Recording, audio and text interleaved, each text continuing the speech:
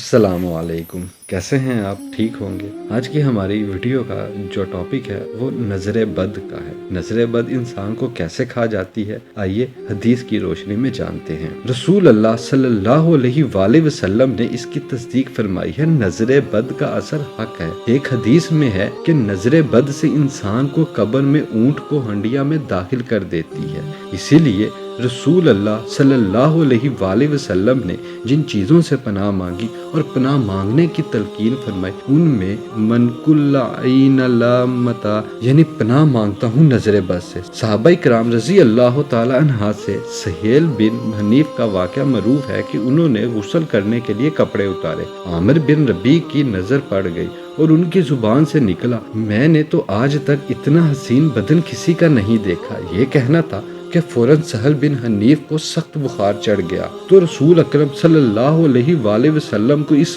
کی اطلاع ملی تو آپ نے علاج تجویز کیا اور عامر بن ربیع کو حکم دیا کہ وہ وضو کرے اور وضو کا پانی کسی برتن میں جمع کریں۔ یہ پانی سہل بن حنیف کے بدن پر ڈالا جائے۔ ایسے ہی کیا گیا، اس کا بخار اتر گیا، وہ بالکل تندرست ہو گئے۔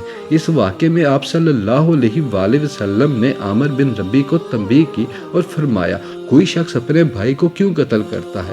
جب ان کا بدن تمہیں خوب نظر آیا تو تم نے برکت کی دعا کیوں نہ کی؟ نظر کا اثر حق ہے۔ اس حدیث سے معلوم ہوا ہے کہ جب کسی شخص کو کسی دوسرے کی جان مال میں کوئی چیز اچھی بات دیکھے تو دعا کرے، اللہ تعالیٰ برکت عطا فرمائے، ماشاء اللہ لا قوت الا باللہ کہے، اس سے نظر بد کا اثر جاتا رہتا ہے۔ اور یہ بھی معلوم ہوا کہ کسی کو نظر بد لگ جائے تو نظر لگانے والے کے ہاتھ پاؤں اور چہرے کا غسل اس کے بدن پر نظر بد کے اثر کو زائل کر دیتا ہے۔ قرطبی نے فرمایا، تمام اہل سنت و جماعت کا اس پر اتفاق ہے کہ نظر بد کا لگ جانا اور اس سے نقصان پہنچ جانا حق ہے۔ اللہ تعالی ہم سب کو نیک عمل کرنے کی توفیق عطا فرمائے، آمین ثم آمین۔